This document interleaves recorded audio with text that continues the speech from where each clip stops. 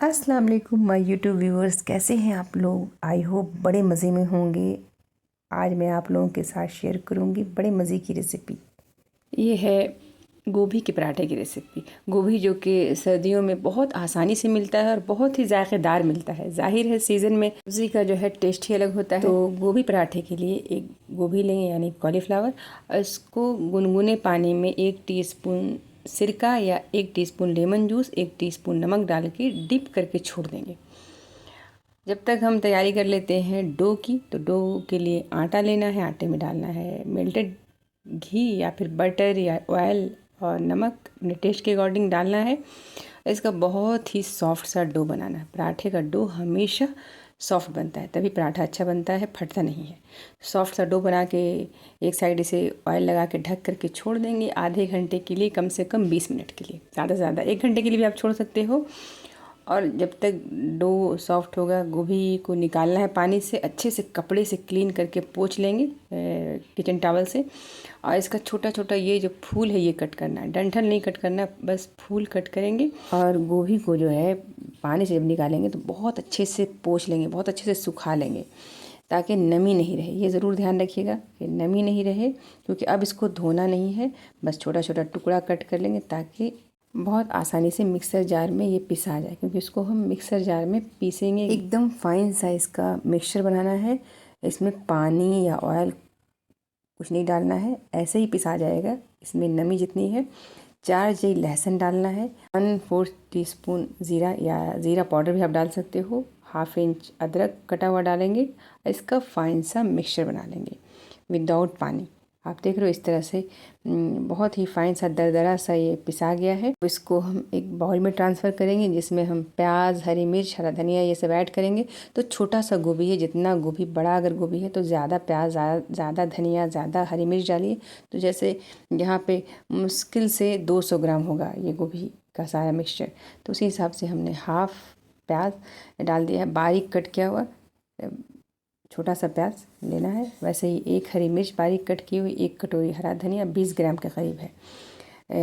1/2 teaspoon से भी थोड़ा कम नमक है। वैसे ही आमचूर पाउडर हमने डाला है और काली मिर्च पाउडर डाला है। आप चाहें तो आमचूर पाउडर की जगह चाट मसाला भी डाल सकते हो। थोड़ा सा खटास देने से इसका टेस्ट जो है ना बहुत अच्छा हो जाता है।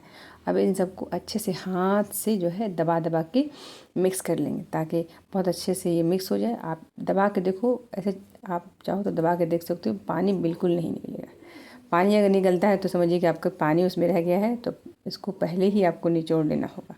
पानी बिल्कुल नहीं रहता है, ऐसे पानी बिल्कुल नहीं रहेगा अगर आपने किचन टॉवल से अच्छे से पोंछ लिया है तो। अब इधर डो भी देखिए कितना फ़ाइन हो गया, एकदम फ्लेक्सिबल।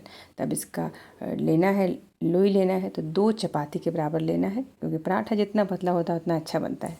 अब ये लोई को इस तरह से कटोरी के जैसा बनाना है ताकि फिलिंग अच्छे से इसमें फिल हो सके।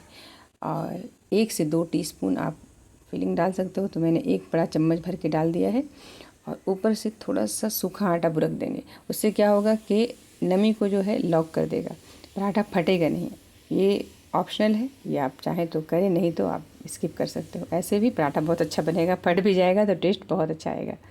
इस तरह से इसका मुंह बंद कर देना है और हाथों से इस तरह से फैला देंगे। इससे क्या होगा कि फीलिंग जो है किनारे किनारे चला जाता है, हर तरफ फीलिंग जाएगा। ये एक टिप्स है, ये ध्यान रखिएगा। कभी कभी देखा होगा आपने पराठा बनाया होगा फीलिंग वाला, तो कहीं कहीं पे फीलिंग खास कर किनारे में होता नहीं है, तो वही होता है। हल्के हाथों से बेलना है, हल्के हाथों से बेलने से चारों तरफ फीलिंग फैलेगा। और वो जो हाथों से पहले फैला देते हैं वो ज़रूरी है, वो ज़रूर कर लिया कीजिए। उससे जो है फीलिंग चारों तरफ जाएगा, एकदम किनारे किनारे तक आता है। अब इसको जितना पतला हो सके उतना पतला बेलिए। पराठा को वही है, जितना पतला बेलिएगा उतना अच्छा पराठा होगा, उतना ही सॉफ्ट, उतना ही नरम पराठा होगा। तो पराठा हमने बेल लिया है। तवा हमने स्टोव पे गरम करने के लिए चढ़ा दिया है। गरम गरम तवे पे ऑयल डालेंगे। ऑयल या फिर आप चाहें तो घी भी डाल सकते हो। ऑयल डालना है 1 से 2 टीस्पून, और इस पर बेला हुआ पराठा धीरे हाथ से डाल देंगे।